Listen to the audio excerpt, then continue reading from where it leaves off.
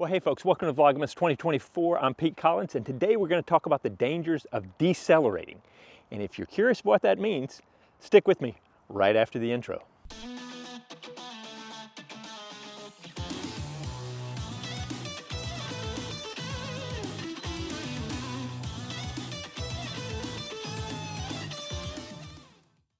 Okay, I want to give a special shout out to my dad for this one right here, because we talked about it. If you haven't seen my round with my dad and my son, about a month or so ago, he talked about, he's a tennis pro, and he's been teaching tennis for a lot of years, and he talks about the dangers of decelerating. He said you never want to be decelerating into a shot, you always want to be accelerating into the shot.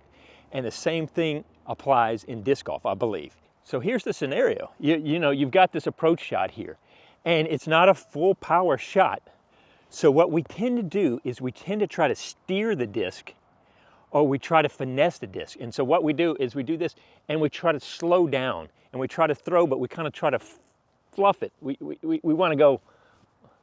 And what ends up happening is we end up not giving it full power, and usually it means we saw it off and we fluff the shot. Because we're thinking, decelerate, I need to throw it softer. I need to throw it softer, and that's what's going on in our minds. The truth of the matter is we need to do a fully committed shot where we're accelerating through the shot to keep that same spin, that same attitude, but we just need to start at a lesser swing spot. Here, let's see if I can get this. So instead of,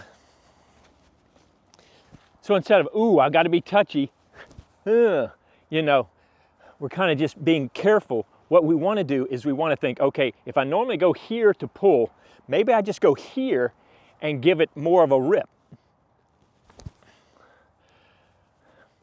We want to always be accelerating through the shot, because so many times I've gotten in trouble when I've steered instead of thrown. This is a throw. This is a steer. I'm trying to reduce my throw as I'm coming through it. I'm actually trying to put the brakes on as I'm doing it. I'm decelerating, and that's going to cause problems because you're not going to give it that full spin, that full commitment, and it's really not going to fly the way you think. So if you can remember, when you're stepping up, if you've got a shorter throw, don't think about, okay, decelerating. Think about starting shorter instead of here, maybe here, and driving through, so that you're constantly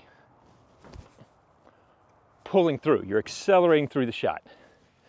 Hope that makes sense. It's real quick and easy, but if you can grab that idea in your head when you step up for those short shots, instead of being ooh touchy like this, I want to put the brakes on. Instead, start a little shorter and drive through with acceleration.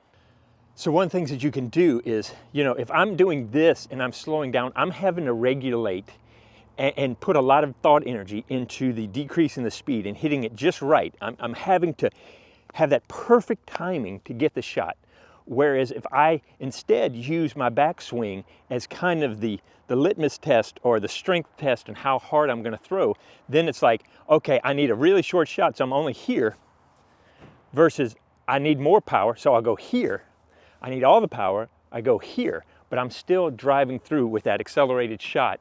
And hopefully the disc is going to react the same from each one of those. It's just going to be powered down because of the backswing, not because of deceleration, but because of acceleration, less acceleration, if that makes sense. Okay, there you go. That's a quick down and dirty. Hopefully it's going to get you some ideas. We can talk about it, leave some comments, ask some questions, try it out for yourself, see if it helps. I'm just trying to give you some stuff to rattle around in your brain that you can take out to the course and hopefully score better. So there you go. If you haven't liked and subscribed, that really helped me out. I'm on my journey trying to get these numbers up before I go to the Northeast Expo, which is at the end of January, not February. I made that mistake earlier. But I'd love for you to help me out by just subscribing. Doesn't cost you anything, but just hitting that button would be great. Other than that, I do appreciate you coming and watching, and I hope to see you out on the course.